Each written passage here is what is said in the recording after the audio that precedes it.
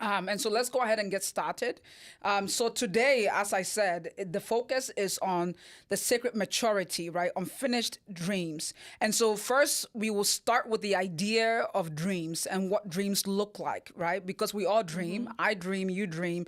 Whether it is when you sleep at night, I literally have lots of dreams when I'm literally sleeping at night, or you have a physical manifestation where you sometimes you feel like you're having an out of body experience when you feel like, man, I've had a dream, or something has happened. I can envision myself somewhere, right? There's dreams in that form. And then there's just like ideation, Yeah. right, where I sit down and I am dreaming about what my future could look like and what I can become.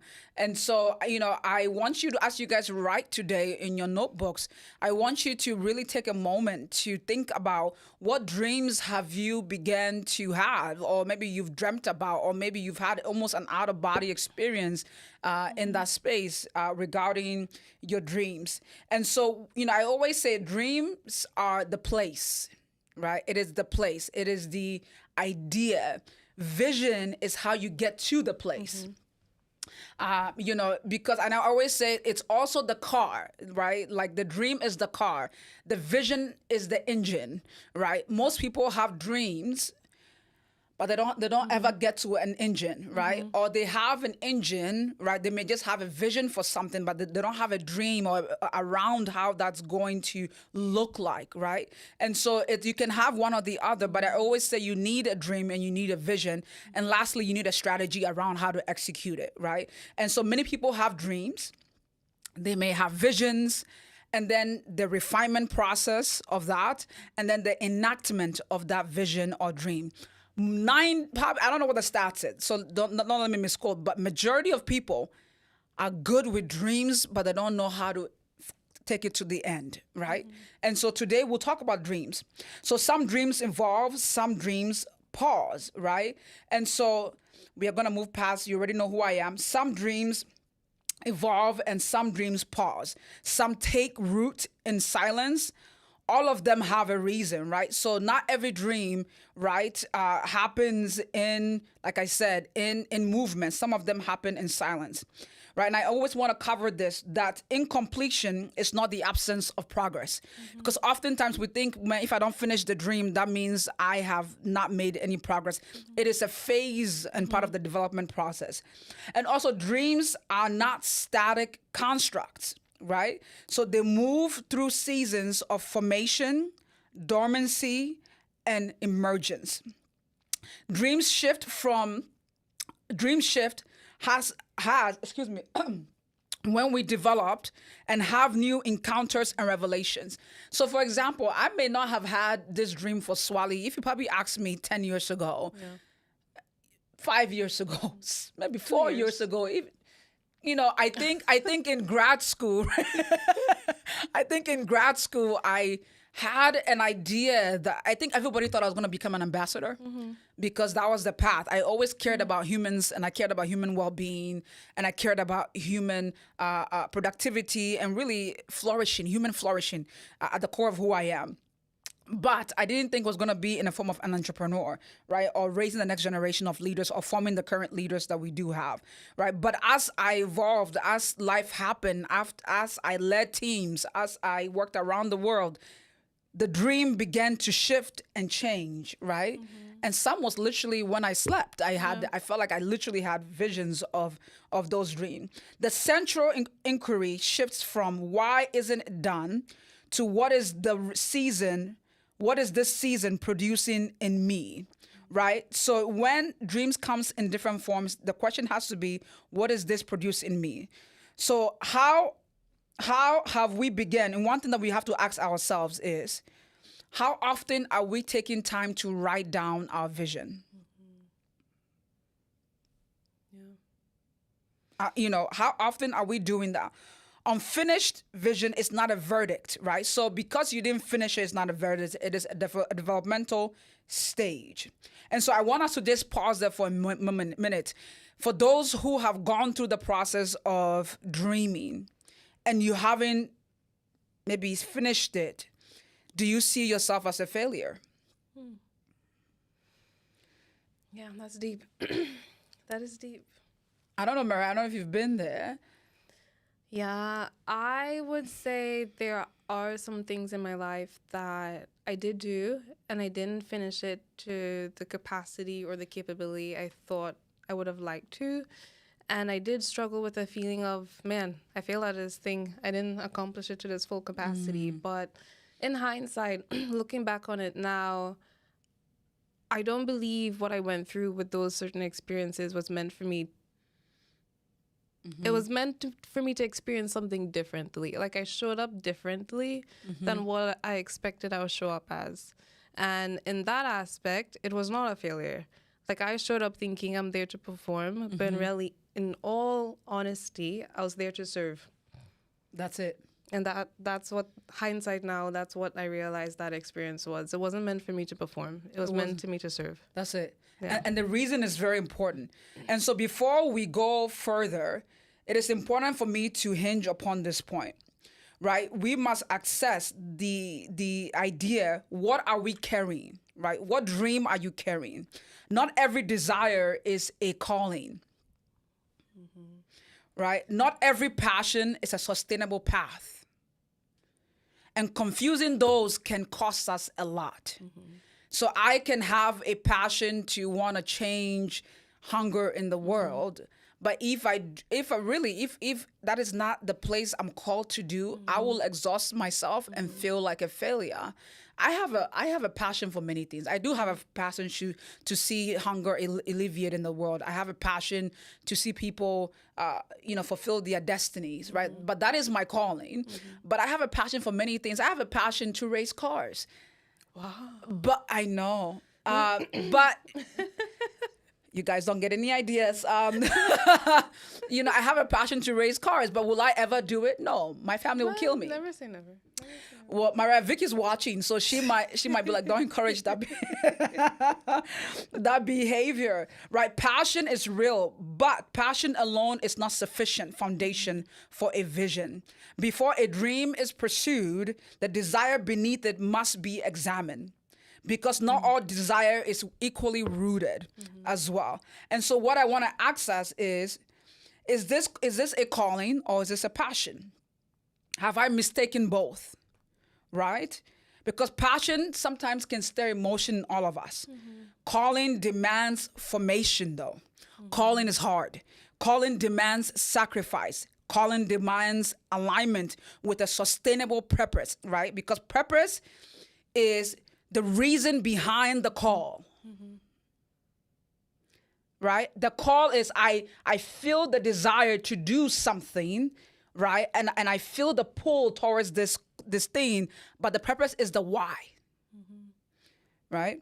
Some desires, if left unexamined, produce a path with no viable end. Not because the desire is wrong, but because the path, right, cannot be sustained by itself. This is why you see people, I think the average in college that people switch their majors is like 2 or 3 times, right? And because you're going through a journey where you're like, I want to be a doctor. I thought I was going to become a medical doctor, Mariah. I don't know if you had one of those moments where you thought you're going to be a medical. I was going to be a lawyer. You're going to be a lawyer. Look at us now. Far from those things. And it's important for me to distinguish this. Passion does not always equate to calling. Passion does not always equate to financial sustainability. Some people can be called to something and never become rich. I know what society tells us, more money, the better.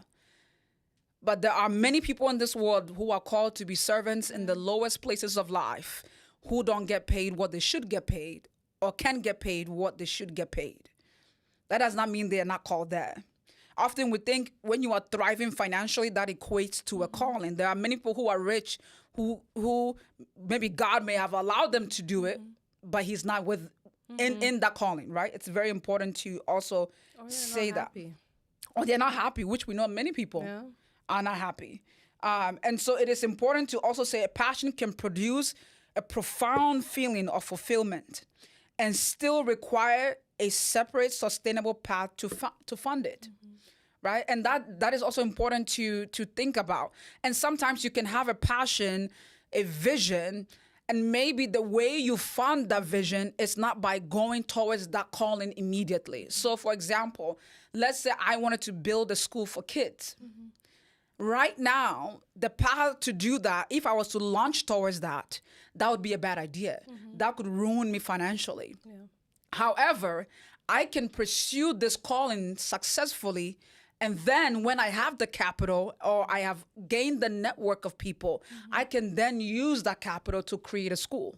So that, because what can happen is you can go ahead and, have those moments, and then the schools cannot stay open because you did not think about capital. You were just on passion. And so I want us to think about this. Is the desire truly rooted, or is it rooted in emotions alone? Does my passion lead to calling, or the path produces no sustainable end? Can this vision sustain itself, or does it require a supporting path to fund it? Am I pursuing this dream in a way that it allows me to carry it for a long term? And so what I want to say here, that not all passion leads to money, but passions must lead somewhere sustainable. Fulfillment without sustainability is a vision that will eventually collapse under its weight. The most faithful leaders are those who are honest about their passion and what it requires them to build it. And so it's not just enough, right, to think about it, but the weight is going to cost. You know the cost of it, right? I'll tell you guys right now, there's been a lot of cost starting Swali, right? But I knew that walking in, so it wasn't a surprise to me. Now, what I want us to talk about here is that before we understand what about our unfinished dreams and what it's doing to us, we must also understand what they are and where they come from. I always say there is an appointed time.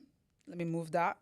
There is an appointed time for everything, right? A wise man, which is a wise man who wrote Habakkuk in the biblical text, said these words: write the vision down and make it plain, for the vision must have an appointed time. And as I'm speaking, please feel free to put your stuff in the comments as well. And so I want us to take a moment to say, how often are we pursuing things without writing it down?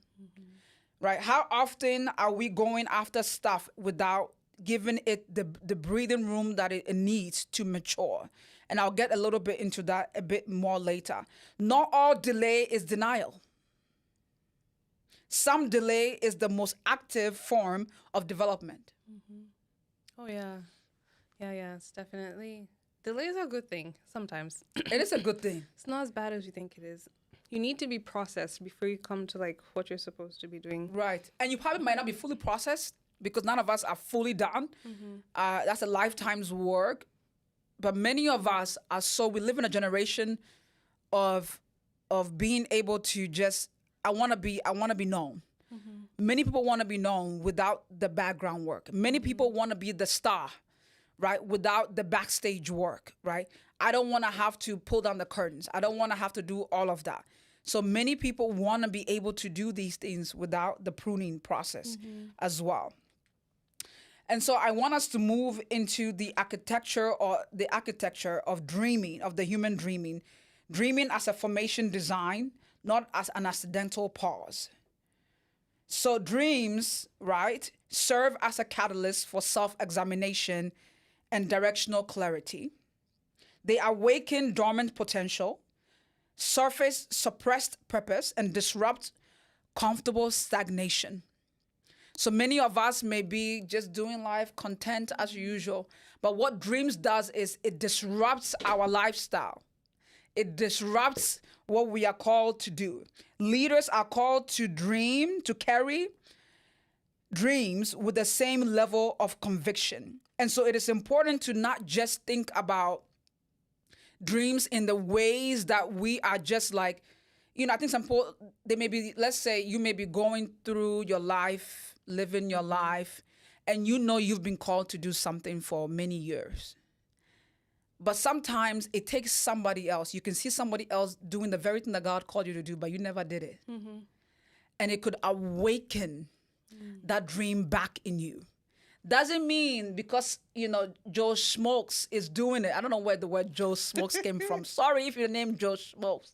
But if you are poor Joe, Smokes, whoever this guy is, right? If he's doing it, doesn't mean there's not room for both of you.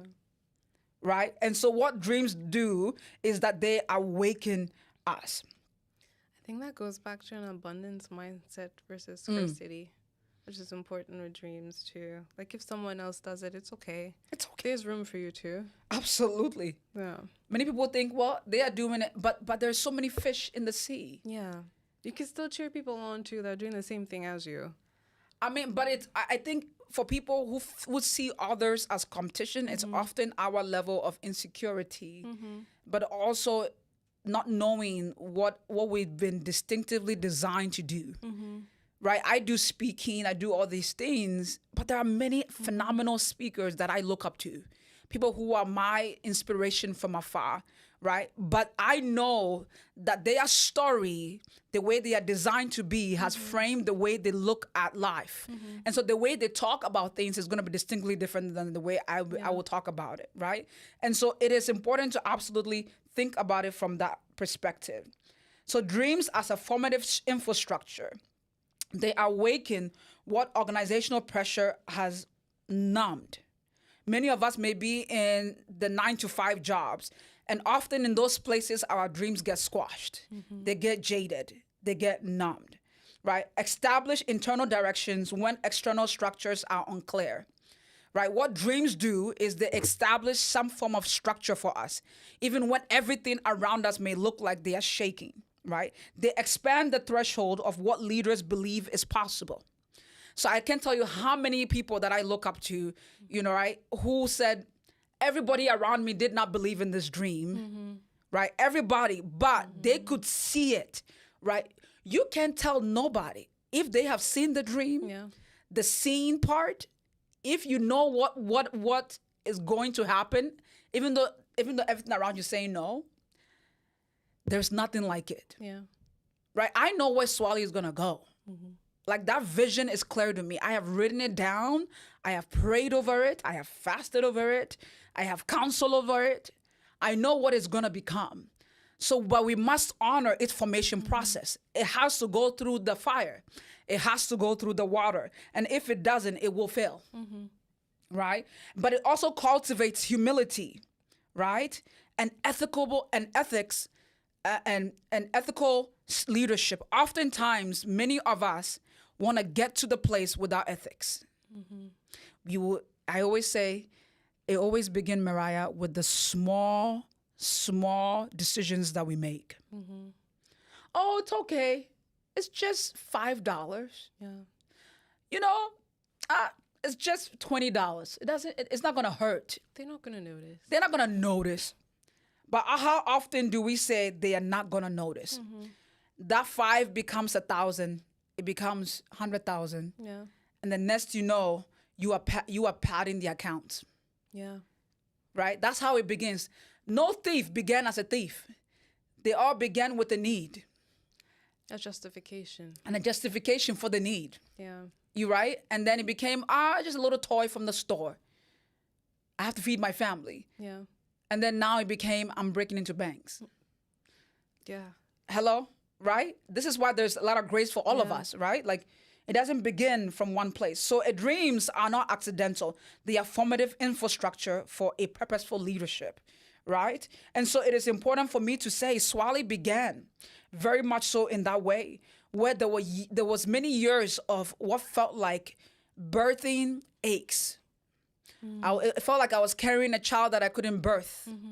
It felt like I saw all the disenfranchisement in our system. I saw all the the defects in leadership. I saw all these problems, but I couldn't do anything about it. But I was in my belly. I was growing something, right? And so it is important to know that sometimes when you see stuff and you're like, oh my man, I want to birth right now. it's okay to deal with the contractions. It's okay to deal with the contractions of not yet, of hold on, of pause. Just labor a little bit longer. Stay in the labor a little. And for men, if you're not obviously men, y'all can have the babies, but you can understand the metaphors of what that means, right? To be in labor for something. To understand what that looks like. Absolutely. Absolutely. And so I always want to say this, that vision, we're going to transition into visions. Now, like I said, dreams are formative by design. Now we must understand what gives them the staying power, right? What separates a dream, right, is one that dissolves under pressure. Like I always say, I had to do a talk a couple of weeks, probably a couple of months ago, to the National Trio Association. And when I did it, my topic was around vision. And this is something that is close and dear to my heart. Because often many people talk about vision so much, but there is not much a framing around it. There's not an infrastructure about how you talk about vision. But I want to see us as vision as a structural imperative. Why dreams without framework, right, remain aspirational. Right? Yeah. So our dreams without a framework is just like in organizations, right? You can have a great idea, but without a framework, without a system, without a methodology, you will just be walking absolutely blind. So a dream activates emotional and aspirational capacity. A vision translates that capacity into operational framework with direction, structure, and accountability. Let me say that again. With direction, structure, and accountability. Without a vision, a dreaming remains contemplative, meaningful, but not transformative. Right? A vision is the architecture that makes a dream inhabitable. So, right, it is important to understand that, again, the vision is what? It allows, it is the building. It is the foundation of the building. For those who build their house upon a rock, right? If you build your house upon a sand, the house will crash when the wind comes. A vision is very much so the foundation, right, of your house. It is what sets you up to put all that various cute stuff in the house. The plants, all those things are cute. But if the foundation, right, if you don't know where you are going, right, it's going to crumble at the end of the day. You are an architect. You know how it's important to build a foundation on a house, right? Because the reality is I can have a beautiful home. I've seen beautiful houses that when I see a tornado or something comes, I'm like, you see the whole uprooting of that house crash, Mariah. I would say with that too, sometimes in building, people cut corners to save on the budget. Like they try to do it as quick as possible because they want to finish it as soon as possible so they can get as much profit as possible. But the foundation of a building really needs to be done carefully, intentionally, and you may have to pay extra to ensure like it stands the test of time. You may have to pay extra. Yeah. But we like to cut corners. We do. And that's... Because we live in a transactional society, at least in America, that's what it feels like. Very transactional, absolutely. It has to be like, quick turnarounds. But in having quick turnarounds, you end up cutting corners and then you cut budgets and then a lot of the important things get left off and then you're left with a structure that's compromised. Absolutely. And then not only is it compromised, the people who get to enter into that structure's lives are in danger. Yeah, and that's their problem. Right. Transfer problems. It's like, it wasn't my fault. Yeah. You shouldn't have been in the building. But many of us may be building something, right? And I want to always be in a place that I know many of you guys are all well-intentioned people. People who desire to do the right thing for your communities, for yourself, for your family. So I don't want this to be a guilt trip, but this is just informational as well to help you think about, am I cutting corners? Right? Am I making decisions that are ultimately going to affect people in the long run? Am I making ethical decisions that are going to cost me? Yeah. It may not cost you now, but believe me, it will come out. Yeah. at some point, right? Yeah. I believe that goes back to your previous point about passions, like things that you're passionate about. I think it's important to be self-reflective on yourself to know if your passions are coming from a place of brokenness. Because if it is, it's very much self-absorbed and you're not really thinking about how your actions affect other people. Absolutely. Yeah. Because it's me and I. Yeah. It's my dream. I'm doing this for me Right. at the cost of everybody. Get out of my way. Yeah. Absolutely. A dream is a practice, not an event. It demands 4 non-negotiable disciplines. Time. We already talked about that extensively last week. A vision cannot be accelerated. It must be matured to sustained engagement, sustainability, right? Engage consistency. Documentation, number 2. What is unwritten remains unexamined. Clarity demands articulation. So many times we are having a vision for something, but we don't write it down. We don't actually let it be examined on paper. This is why a business plan is important, right? I don't care how small the business plan is. I don't care how big the business idea is. I don't care even if it's in the form of official business plan, you just need to write it down because guess what? You need eyes on it. And also a vision requires iteration. Effective vision must be revised, not kept in isolation.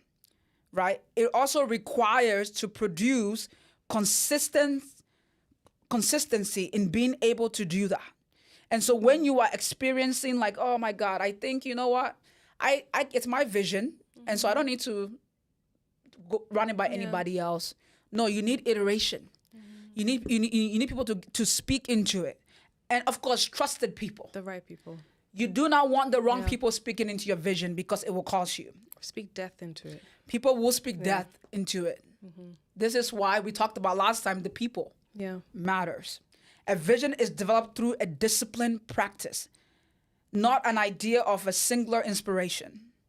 The best artists I know do this painting over and over and over again. Right? You may see an abstract painting and think, oh, well, that look easy. I could do that. But they have thought about every line on that painting. They have thought about, but it took years of practice. Also, it is important for me to say when a vision moves from thought to sight, right, it is a formative act.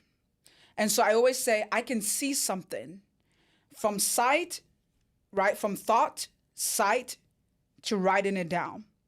There are 5 reasons why we must write down our vision. It moves us from the thought, my mind, because the mind is a tricky place. And it materializes what feels distant and brings it to the forefront. Now, reason number 2, it is important because it grants us the permission for accountability. What is seen can now be shared. Writing invites trusted counsel and community to come alongside the vision, to test it, to support it, to help carry it forward.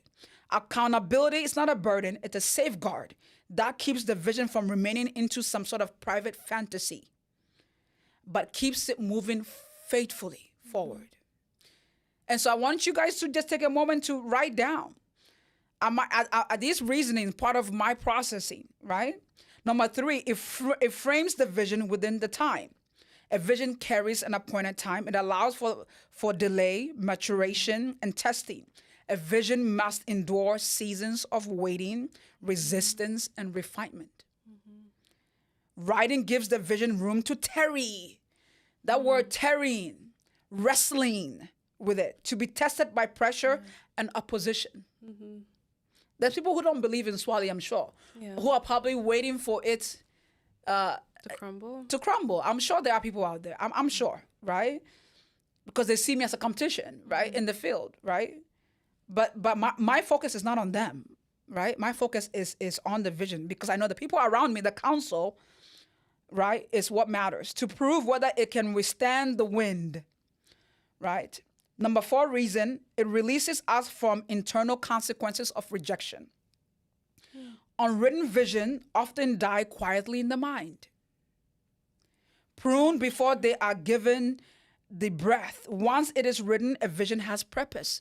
It has witnesses. It has responsibility. Whether it ultimately succeeds or, in quote, fails, It's not the measure of your wealth.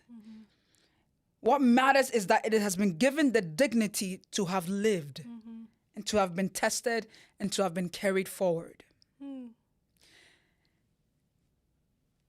That's very wholesome. I feel like crying when I just said that. You know, I feel like crying when I just said that. Oh, I don't know. That hit me so hard. I don't know why that hit me so hard. I didn't know. I don't know why that hit me so hard. But it is. I think it is just the idea that many of us may have dreamt of so many things and we haven't seen it come to pass. But at least we gave it a chance for it to come and live. Opportunity, you know, and this can get very personal for different people. Maybe it was the child that you wanted to birth, and maybe you birthed it and it just didn't live long. But you gave it room to have dignity. You gave it room to be birthed. You know, maybe it was the relationship, right? That you gave room to, but did not mature. It didn't go anywhere, but you gave it room. Ooh, that was a hard one. I don't know, Mariah. A version of yourself. Oh, a version of yourself. You give that version of yourself room. The grace. The grace. To show up in that season. Ooh, girl, that hit me hard. It did. I felt it. So reason number 5 is it forces an honest reckoning with context. A vision needs context to mature. A vision without a clear context is not a vision. It is still a wish. Writing demands you to name it. Right? What you are actually birthing. Like, so writing it down helps you actually know what you're birthing.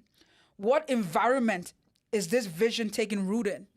Because many of us are, again, the soil that we may be building the dream on may not be good soil. Maybe the people that you are around may not be the right environment for you to build that vision in. Right? Maybe you may be in the country, right? But the reality is you have to make do with what you have. But writing it down allows you to assess the full environment in which you are in. What are your limitations, right?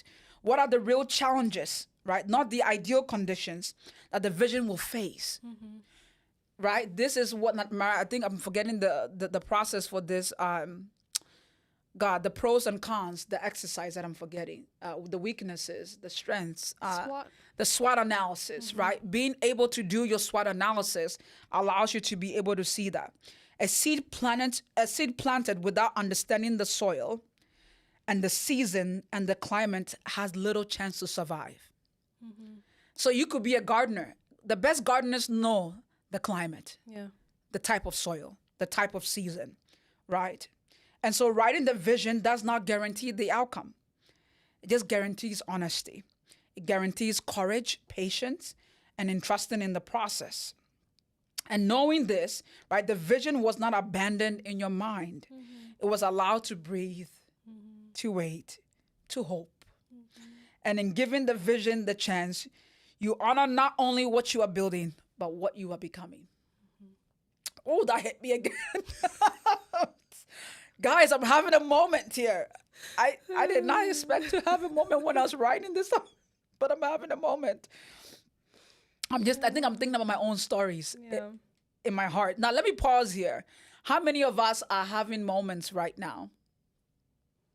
Put it in the chat. How many of us are having moments right now? I don't know how many people are joining us right now, but how many people are having moments? And don't be scared to use the chat. Whatever you are writing down, please put it down because it's important for us to hear this. And Mariah is checking, and working with Julie, our intern, who is in the chats as well. So foundations and faulty lines, but I know there are some questions that we have on the reflection, Mariah. So I just want to pause here. If we see those questions, if we can pull up those questions for us, Cedric, for the cloud. Oh my God, 1 second. Yes. Ooh, did I lose it? Oh my goodness, sorry guys. Okay, go for it.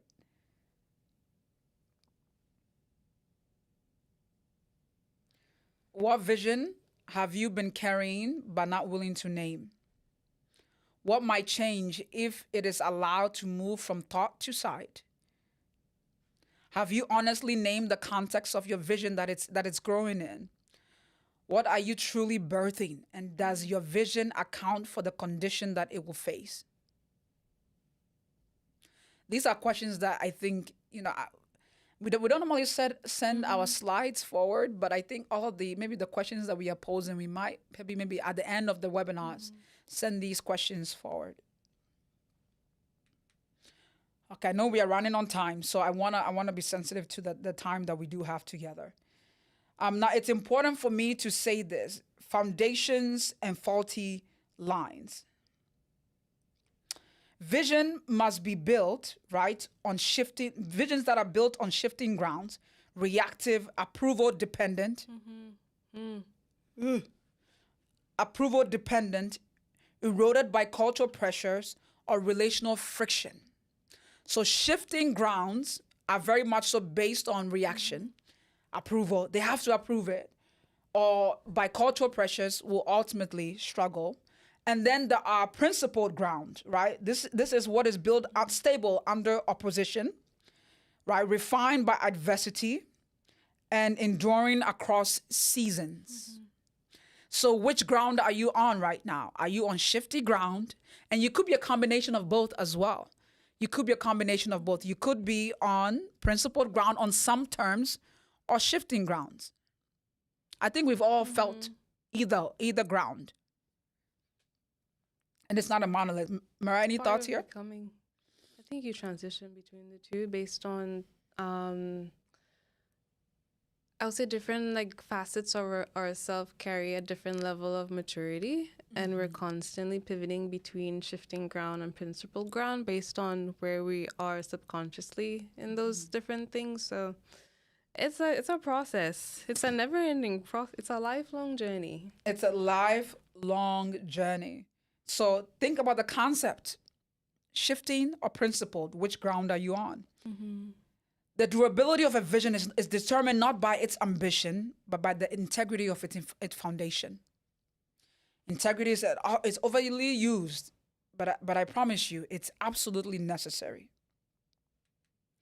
The short and the long view of a vision, right? Often we think about the short term. Let's be clear. Most people are very short term based, right? I have to make this money. And there's seasons where you have to just make quick money. Okay? Hello? Where you have to make quick money. Okay? It is what it is, right? To survive. But it is important to have both, right? So I may not be, let's say if my desire was to be a mogul in the financial world. I may have a dream to be a multimillionaire. But right now, I may not be there. But the short-term goal is, oh, you know what? I made 10 grand this year. That's settle on that 10 grand. Let that 10 grand be your short-term vision. Don't see it as a form of delay or oh my God, I'm not meeting my goals. No, millionaires don't become millionaires overnight unless you're doing something illegal. Or you hit or you hit the jackpot, right? You could hit the jackpot. Somebody left you something, or the stock market worked in your favor, right? It's very possible to do that. I'm not saying it's not possible to become rich quickly. I'm just saying people who do it for a long time don't do it shortly, right? So it's important to have incremental goals, which establishes, short-term, near-term wins and builds momentum, right? People who are in the Olympics, the best athletes in the world, the best musicians in the world, right? They may not be getting the Grammys, but man, they went on the stage and sang to an audience of 20 who was feeling their music, right? Or the artists who may not be, in the best showrooms, but man, if people walked into their show, into their art show and applauded their work, somebody bought your art, whatever it may be, the incremental short wins builds momentum, right? Swally, our webinars, right? We are building momentum. And then the long-term visions, right? It's our North Star. It's where we want to be, right? Maintaining directional coherence when conditions become complex, right? So I'm speaking a lot of academic terms, but I'm also allowing us to think about this, right? I'm all about methodology and frameworks because I think it's important to help us think deeply about these things, right? And so vision also requires a systematic reflection.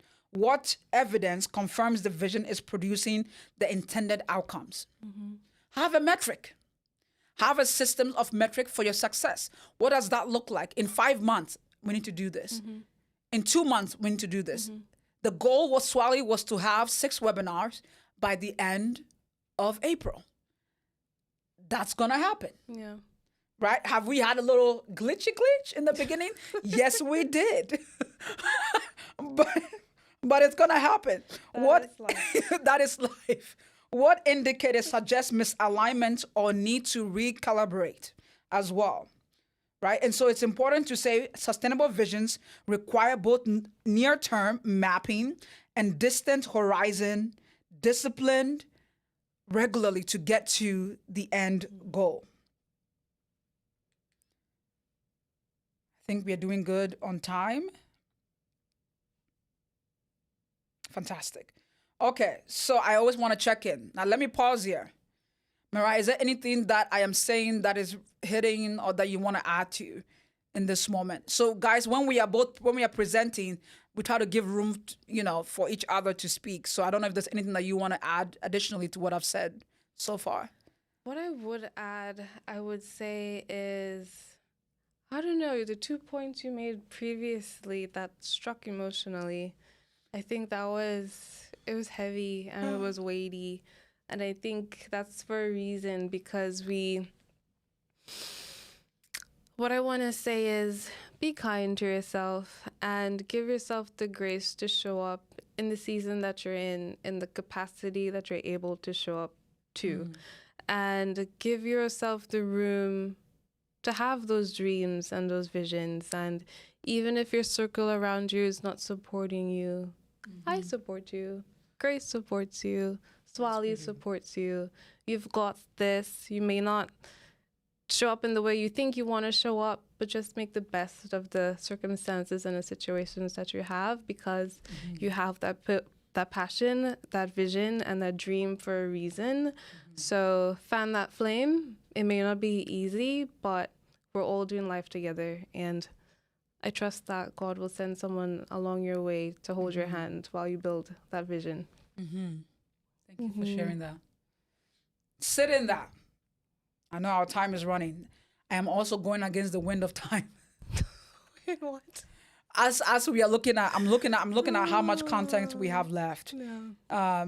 But I want you to sit in that. See, I don't like to rush things either. So this is why I wanted to. I felt like there was something you wanted to say there. But yeah, that struck a lot of emotion. I wasn't expecting for sure. I think it's a collective experience among a lot of people.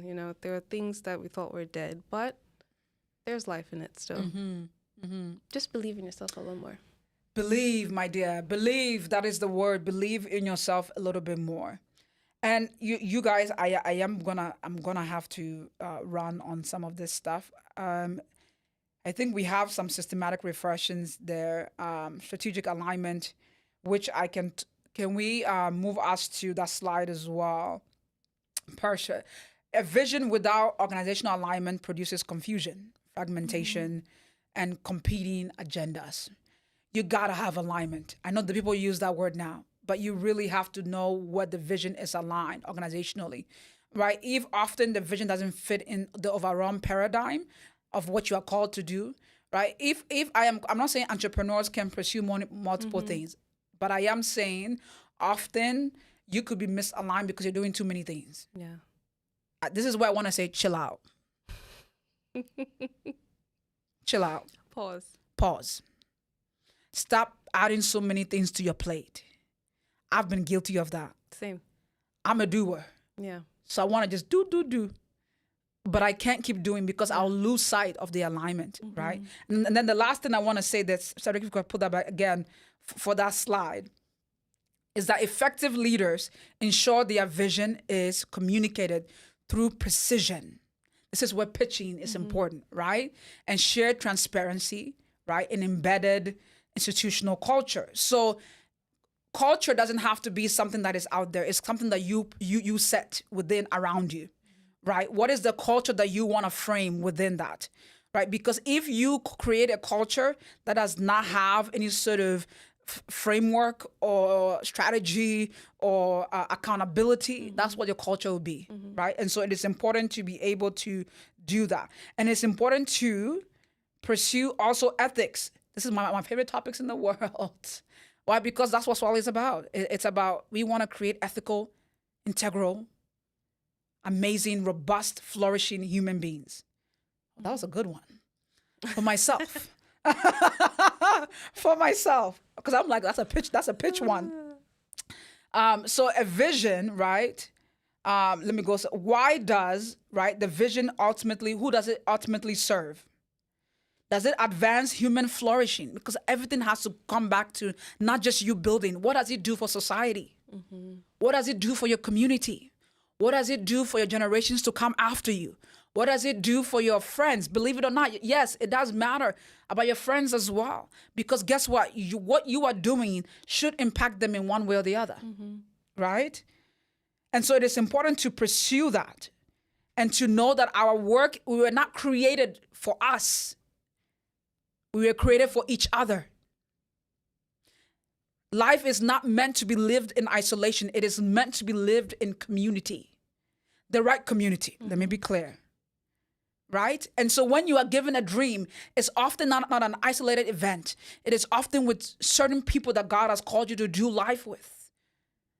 Right? So we think about, okay, I'm going to become a medical doctor or engineer or whatever the call is. And it's like me. We are such a me-centric culture, at least in the West. Right? And so it is important to think about, and that's what helps you also keep being ethical. Because if the responsibility does not just fall on you, you know it's going to affect other people. It gives you more accountability and responsibility. Because I know my decision will affect my friends. 100%. Right? Yeah. It will affect Mariah because we are attached to each other now, right? We are sisters, right? In this journey, we are also, right, partners in this journey in different ways. And so if I mess up, guess what? Your name is attached. Yeah, literally.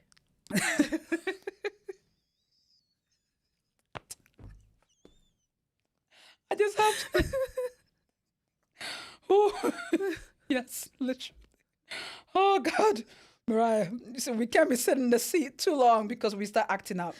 And so I am going to actually move us a bit forward.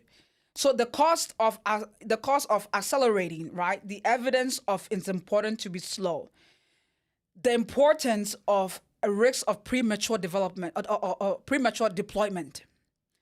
How many of us have deployed something prematurely?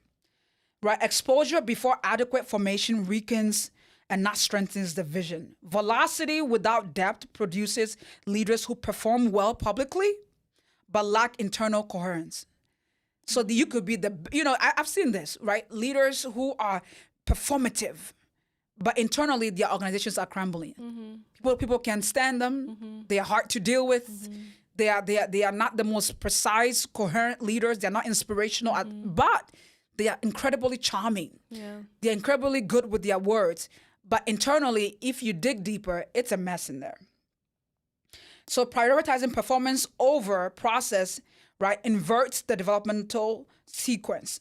So the case to slow down. The most nourishable complexities, right, happens with long cooking times. The best food, y'all, is not done in 20 minutes. I'm sorry. Slow cooked one. Slow cooked. You guys know that slow cooked meal, when it's done, is the best. Meats. The meat. Slow cooked You know, we like meat, honey. are good. The slow cooked meats are delicious. The most performative, right, conversations are built with an extended trust and sustained presence. Right? The trust that is built is not just overnight. It is built with presence. It is built with consistency. It is built with maturity. Right? You can't just be like, oh, Grace, entrust me with your heart. And honey, I haven't been around you long enough. Or I haven't seen your consistency yet. Right? So we have to trust who we are called to be like that, our heart like that. Who we are called to be is not deflective from our heart. So everything that we do, right, involves all that we are. And so we must, right, give it time. And the most enduring intellectual contributions emerge from years of discipline.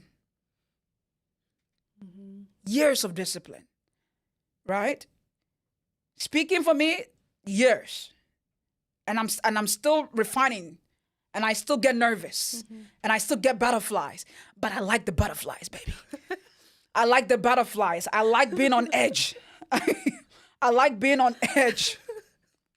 I like a little fire in my veins, right? I like being on edge a little bit. Am I wrong, Mariah? Don't you like the butterflies? Yeah, it's great. It lets you know you're alive. It lets you know you are alive. And so it is important for me to be able to say this. Unfinished dreams, right? Unfinished dreams is not equate to failure. Completion frequently requires the sight of most significant character formation. Hidden seasons produce what visibility cannot. Depth. There's a lot of shallowness right now. Shallow, but not depth. Resilience and refined purpose. I can tell when somebody has been refined in the fire because they don't have to say much. When they say it though, you have to pause. You like, oh, this was cooked in some fire. Processed. They have been processed. The unfinished dream is not the evidence of failure, right? It is a medium through which a leader is being processed. I said formed, but process is a better word. They are being processed, right? And so I want to move to the next one as well. The discipline of waiting. I know I'm skipping over a few things, but you guys, an hour is short. So we try the best to squeeze. At least for me, it's a struggle because there's so much I want to squeeze and give to you guys, but I can't. Right? The discipline of the waiting season. Ooh, that's struggle for me.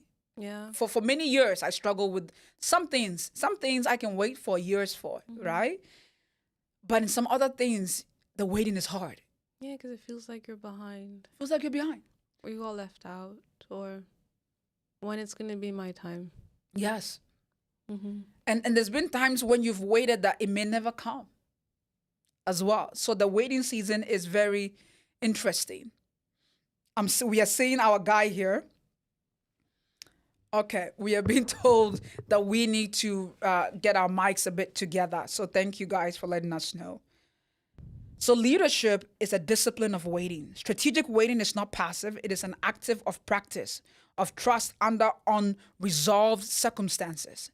So what I mean by that, and I'm saying a lot of big words to you guys, but what I mean by that is people who make the best deals have to wait for the opportune time.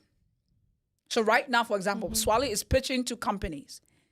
Why? They may say, Grace, this quarter may not be the right quarter, but come back to us in 2 quarters. What they are basically telling me is that strategically, you are not going to get the attention you need, even if you did it right now. But just wait for 2 quarters because the right leaders are going to be in place to receive what you want to do. Because what you want to do is pretty intense. Yeah. You want to invade. You want to get to the hearts of these leaders, and they are not ready right now. Right? And sometimes readiness does not mean that you shouldn't still start. But in this case, it is important to know when to wait. It demands patience, ambiguity, and we struggle with that. Endurance through invisibility. I know visibility is money. I get it. But sometimes it is important to be invincible for a while you cultivate the strategic relationships, people, and places to be able to do what you're called to do. And faith. We need faith.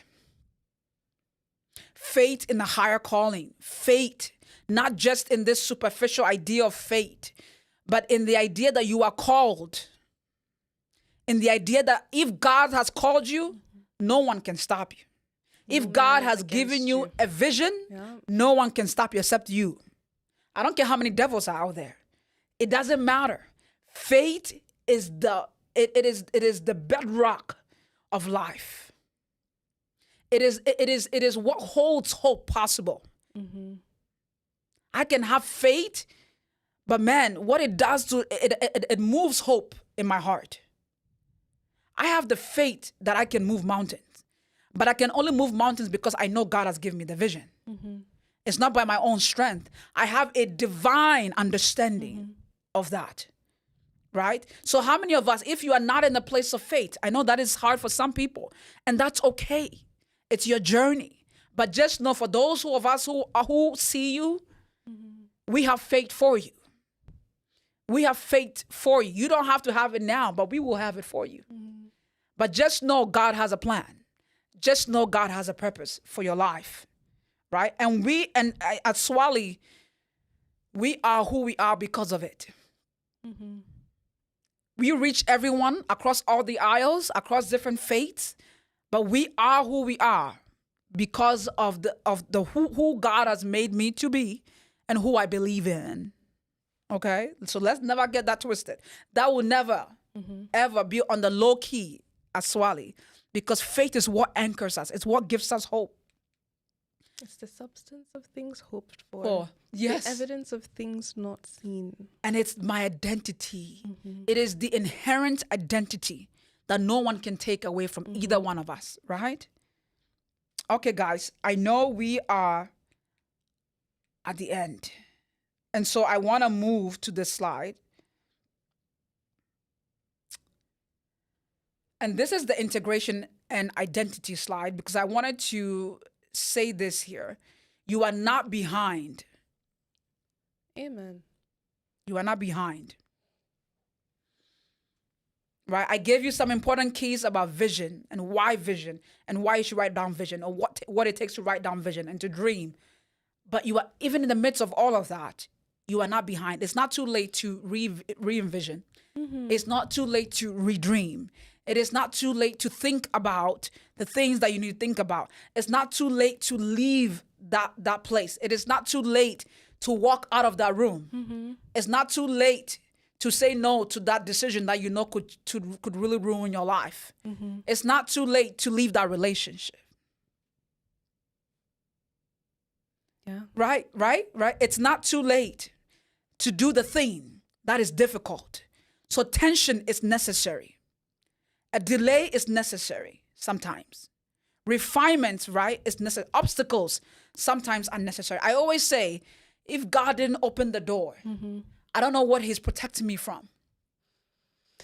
Oh, that is so hard in and of itself. Right? Like waiting for a door to open and like no door opens and you're like, what's happening? What is happening? It's hard to be in that process sometimes. It is. Too. It is like the unknowing, the obscurity is incredibly difficult, and you think there's something wrong with you because you've gotten all the tools, you've been trained, you have the talent, you have the calling, you have the right, but yet nothing is happening, and it's not that you are behind, because what can take somebody 10 years will take you 5 years because of that obscurity. Yeah. Because the length of your obscurity was longer, but your acceleration is going to be shorter. Right? Amen. Let's be clear. Let's be clear. There's been many years in the dungeon. Hello? Many years in the dungeon. And that's okay. Because I know the person that we are seeing before us is somebody who is ready. Yeah. They come out like a lion. They are ready. Ready to go. You guys, we have Cedric, who is our audio guy. We want to give him just a shout out.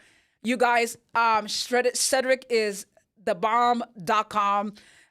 He truly is. He is. Truly. I mean, he's behind there. You guys can't see him, but I almost want him to come in the camera. Yeah. Cedric, come over. We are almost ending, so come over in the camera. Come say hello to the people. Yes. Hey, y'all. Yes.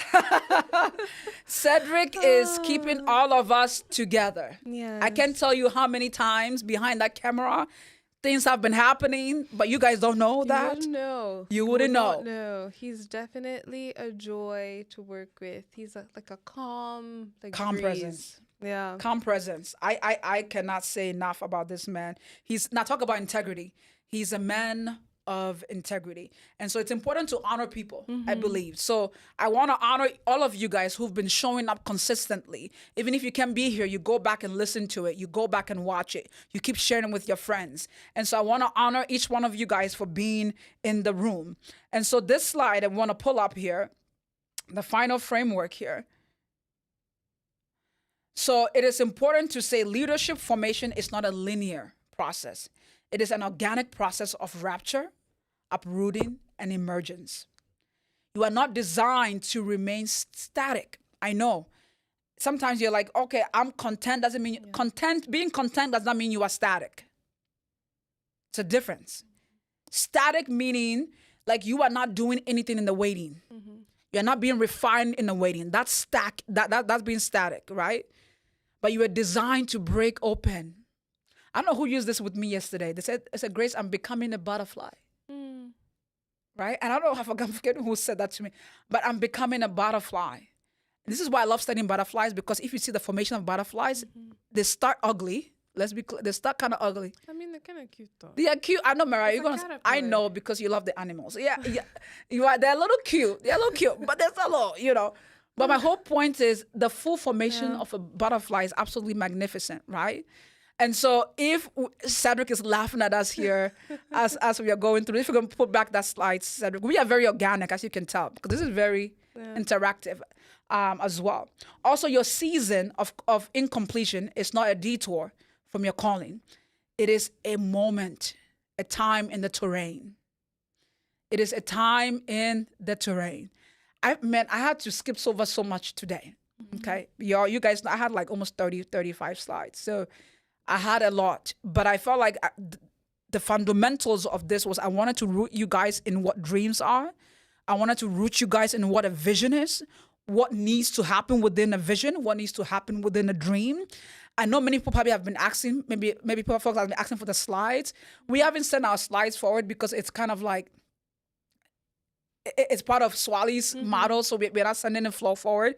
But, you know, we actually, I know we are ending, but I want to say this. So unfinished dreams are not the evidence of failure. They are the seeds, right, that require time, darkness, trust before they bloom. Vision is what tells the seed which way to grow. Okay? Vision is what tells the seed which way to grow. So there are more reflection questions that I gave you guys. So we'll send that out later. So the next slide, the next opportunity that you guys get to, now this is going to be a tough one. It's going to be April 11th. It's going to be focused on the soul, the heart, the inner work piece. This is a bit more touchy as well. Everything has been touchy, but I feel like this is probably the most touchiest one yet. And then on the 18th, we have Dr. Jonah Goodwill coming to speak to us, and then Ted Chen closes us out for that. And so keep that in mind. Oh my goodness. And then we, again, follow us on our social medias. If you do not follow us, we follow that over email as well. We'll send that information forward and you guys can read that. But I know you can read that, which is okay. We are going to send out workshops that are going to be happening in the fall. And those are not going to be free, but they're going to be very affordable for those who want to go deeper into various aspects of leadership and calling. And so we will present that a bit later, but I wanted to close this here and thank everyone for... We have 2 comments. Oh, we have 2 comments? Oh, great. I want to hear it. One says, so true. The foundation is the most important aspect when building, from Joseph. And then comment 2 is it's so important to write our vision. Good presentation, from Rodolphe. Rodolphe? R-O-D-O-L. Rudolph, somebody. Oh, they said, group. Oh, perfect. Thank you, guys. Yeah, thank you. Well, we love hearing from you guys. I just hope this was informational. It was refining, defining. You guys got a lot to sit on and to think about. And we are beyond honored, honestly, to have you guys as part of our family. And thank you guys so much. And we'll see you very soon. Mariah, if anything, last words to say before we say bye? Thank you guys for being here. Thank you for the opportunity to present to you. I hope you received a lot of good nuggets from today. But last comments from me would be that you've got this. Don't give up. As long as you have breath in your lungs, you have an opportunity and you have a chance. Absolutely. And this also add to the moment Mariah said, you are not alone. Yeah. You are not alone. You're not just the lone wolf. There are many. And please feel free to reach out to us as well. I want you to reach out to Swali, because if you want to get a deeper conversation or just one-on-one conversations, please do reach out to us in our email because we would love to chat with you separately as well as you are processing all of this deep insights, but also depth that we are giving you as well. Okay, everyone. Much love. We'll see you guys very soon. Bye. Cheers.